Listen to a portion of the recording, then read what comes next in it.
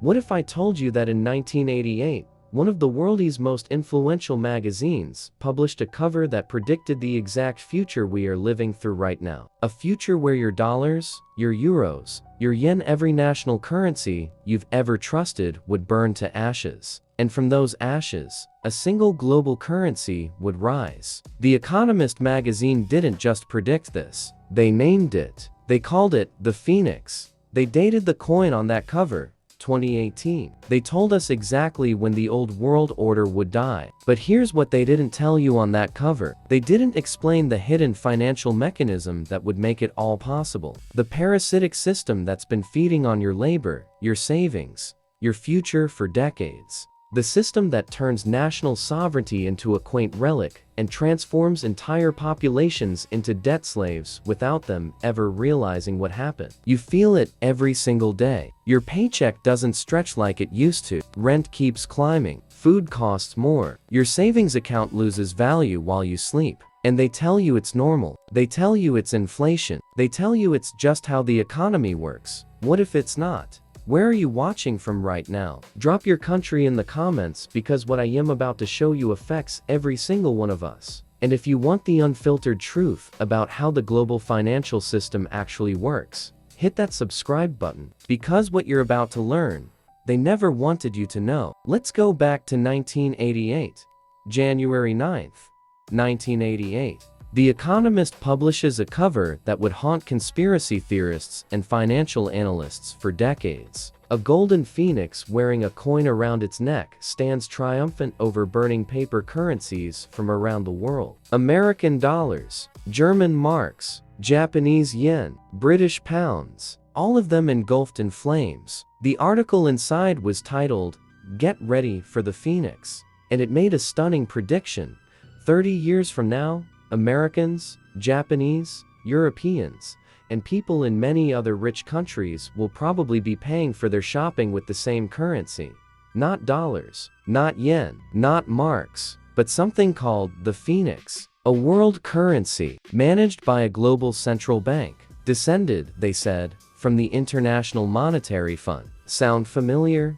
The article claimed this Phoenix would rise from economic chaos, from currency crises, from the ashes of national monetary sovereignty. They predicted it would start as a cocktail of national currencies, just like the special drawing right that the IMF created back in 1969. Here's where it gets chilling. They said governments would resist at first. They'd cling to their economic sovereignty, but crisis after crisis would force their hand. Stock market crashes, currency instability, economic emergencies, until finally, exhausted and desperate, they would surrender control to a supranational monetary authority. Sound familiar? Let's talk about what was happening in 1988. Just 3 months before this magazine hit newsstands, the world had experienced Black Monday, October 19th, 1987. The Dow Jones Industrial Average collapsed 22.6% in a single day. 508 points gone. Over $500 billion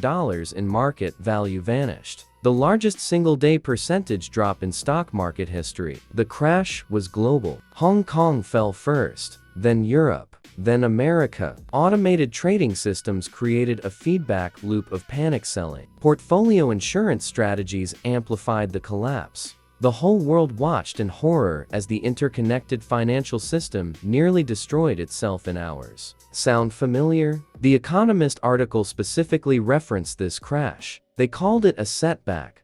They said more crashes would come, more emergencies, more chaos, and they were right. But here's what they really understood.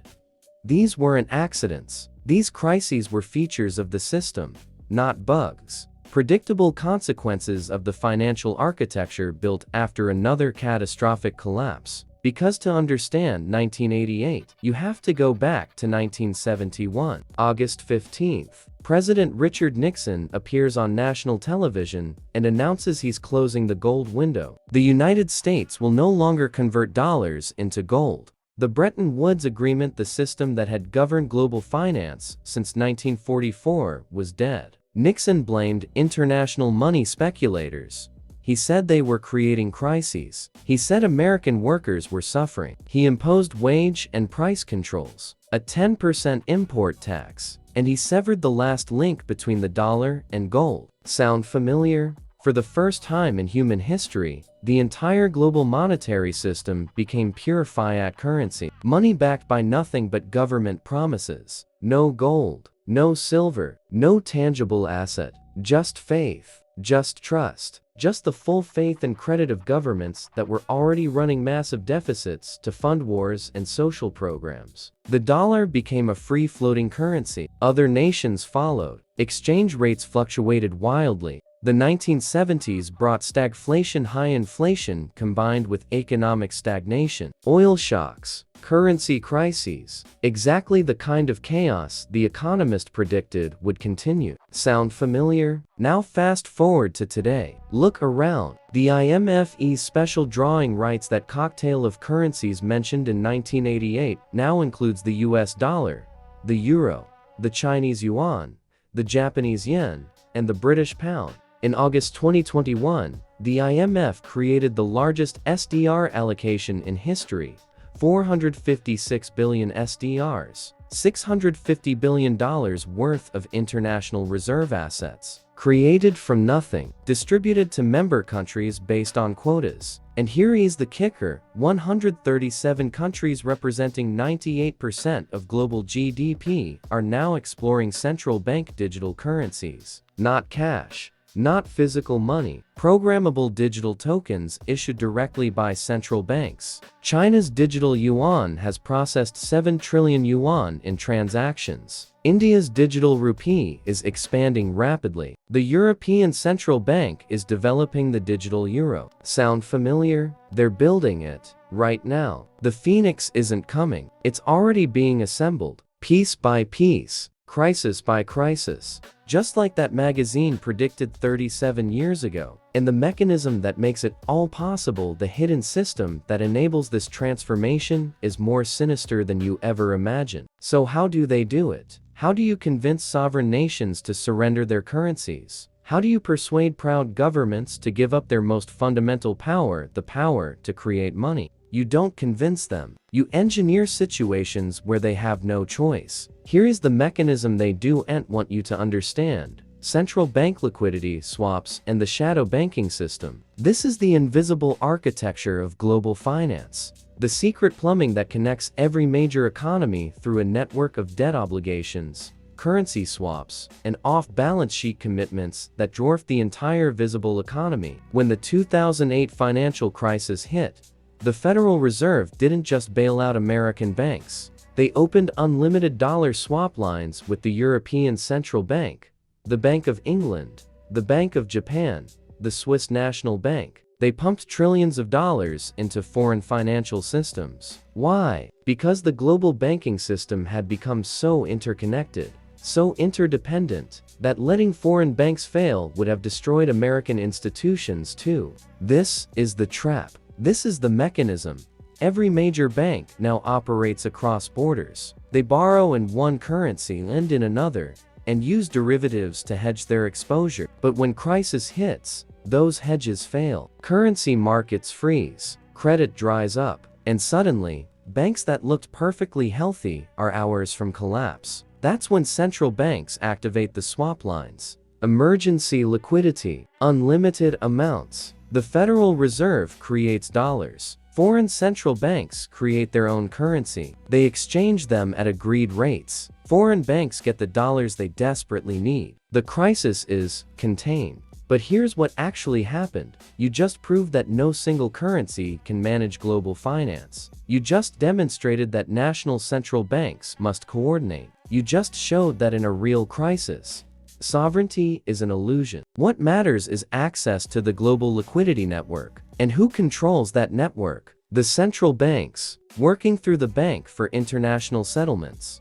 coordinating through the IMF, moving toward what they've wanted all along: a unified system. The 1988 Economist article knew this. They wrote, "As the trend continues, the appeal of a currency union will seem irresistible. Everybody except foreign exchange traders and governments But wait until you hear who was actually behind that article. You won't believe the name. The receipt is wilder than you think. Let's break down exactly how central bank liquidity swaps and the shadow banking system work, and why they are the engine driving us toward a single global currency. First, understand the scale. The global derivatives market is estimated at over $1 quadrillion in notional value. $1,000 trillion. That's more than 10 times the entire world's GDP. These are contracts betting on interest rates, currency movements, commodity prices, all interconnected, all leveraged, all built on the assumption that the system will always have liquidity. When I say liquidity, I mean the ability to convert assets into cash immediately without losing value. It's the oil that keeps the financial machine running, and in our modern system, that liquidity doesn't come from savings or real capital. It comes from central banks creating money electronically. Here's how it works in practice. A major European bank, let's call it Eurobank, makes loans in US dollars to corporations around the world. Why dollars? Because the dollar is still the world's reserve currency. 60% of global trade is invoiced in dollars. 60% of foreign exchange reserves are held in dollars. If you want to do international business, you need dollars. So Eurobank borrows short-term dollars in the wholesale funding market. This is the shadow banking system, where institutions lend to each other overnight or for brief periods. They use these borrowed dollars to make long-term loans. They're making money on the interest rate spread. Everything's fine as long as the dollar funding market stays liquid. But then crisis hits. September 2008. Lehman Brothers collapses. Trust evaporates. Banks stop lending to each other. The overnight funding market, the invisible circulatory system of global finance, seizes up. Suddenly, Eurobank can't roll over its short-term dollar borrowing, but it still owes dollars on its long-term loans. It's experiencing a bank run, but not from depositors, from other banks, from the wholesale funding market. Eurobank turns to the European Central Bank for help. But the ECB doesn't have dollars. It only creates euros. This is where the trap springs shut. The Federal Reserve opens a swap line with the ECB. Here's the brilliant part. The Fed creates dollars from nothing, literally typing numbers into a computer. The ECB creates euros from nothing. They exchange them at the current rate. The ECB now has dollars to lend to Eurobank. Crisis averted. But look at what just happened. European banks now depend on the Federal Reserve for survival. The European Central Bank depends on cooperation with the Fed. The financial sovereignty of Europe, their ability to manage their own banking system, is revealed as theater. Real power lies with whoever controls dollar creation. And in a crisis, that's the Federal Reserve. Now multiply this by every major economy. In 2008, the Fed opened swap lines with 14 central banks. The amounts were staggering. By December 2008, over $580 billion in swaps were outstanding. During COVID in March 2020, the Fed reactivated and expanded these lines. By May 2020, over $449 billion in swaps. This is the mechanism. This is how you build dependency. Every crisis proves that national currencies can't handle global financial shocks. Every emergency demonstrates that central banks must coordinate. Every rescue operation strengthens the argument for a unified system. The 1988 Economist article understood this perfectly. They wrote, "The biggest change in the world economy since the early 1970s is that flows of money have replaced trade in goods as the force that drives exchange rates." Think about what that means. In the old economy, currencies moved based on trade. Germany sold cars, earned dollars, exchanged them for marks. Simple, tangible, based on real economic activity. But after Nixon closed the gold window in 1971, something changed. Financial flows, money moving for investment, speculation, hedging became larger than trade flows, way larger. By the 2000s, daily foreign exchange trading exceeded $6 trillion.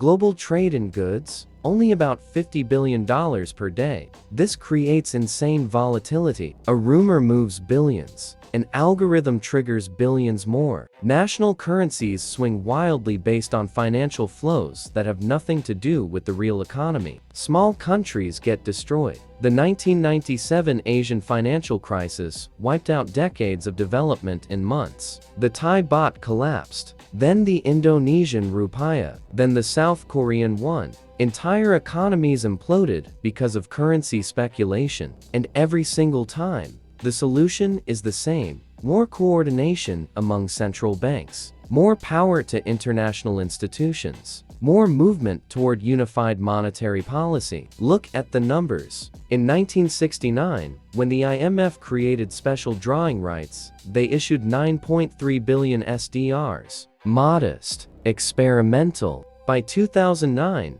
after the financial crisis, they issued 161.2 billion SDRs. In August 2021, after COVID, 456 billion SDRs. The largest allocation in history. SDRs are already a global currency. They're just not accessible to regular people yet. They're a basket of dollars, euros, yuan, yen, and pounds. Their value is calculated daily. Central banks and international institutions use them for settlements. They're the prototype, the test run, the Phoenix in its larval stage. Now add central bank digital currencies. This is where it gets truly dystopian. A CBD is not like Bitcoin. It's not decentralized. It's not private. It's programmable money issued directly by a central bank. That means the central bank knows every transaction you make. They can set rules on how you spend it. They can expire it if you don't use it fast enough. They can prevent you from buying certain things. They can freeze your account instantly without a court order. As of 2024,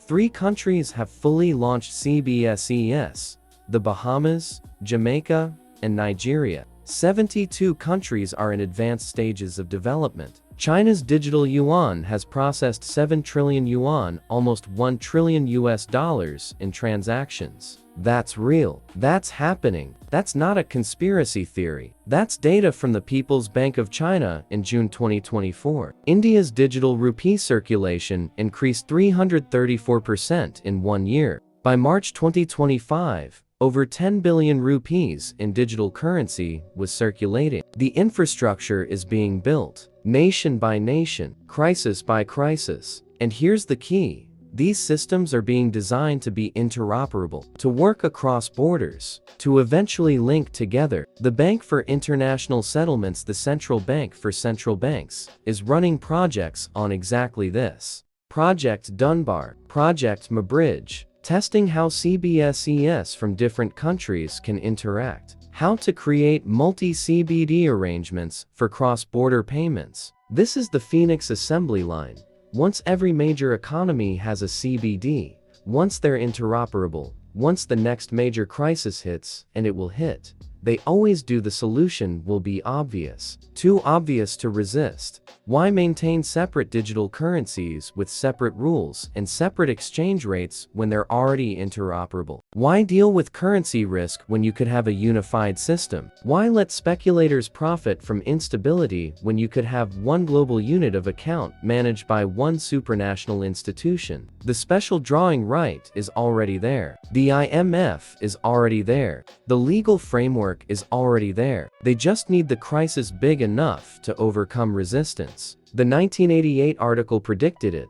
Several more big exchange rate upsets, a few more stock market crashes, and probably a slump or two will be needed before politicians are willing to face squarely up to that choice. We've had the exchange rate upsets, the Asian crisis, the Euro crisis, emerging market collapses. We've had the stock market crashes, 2008, the COVID crash of 2020, the volatility of 2022. We've had the slumps, the Great Recession, the pandemic recession. Each crisis moves us closer. Each emergency makes the old system look more fragile. Each rescue operation requires more coordination. And the people, they're being prepared psychologically. You already use digital payments for everything. You already trust central institutions with your money. You already accept that cash is disappearing. The leap to a CBD to a Phoenix won't feel revolutionary. It'll feel inevitable, convenient, modern. That's the greed. That's the illusion. That's the moral hazard baked into every level of this parasitic system. The mechanism isn't hidden anymore. It's operating in plain sight. Liquidity swaps linking every major economy.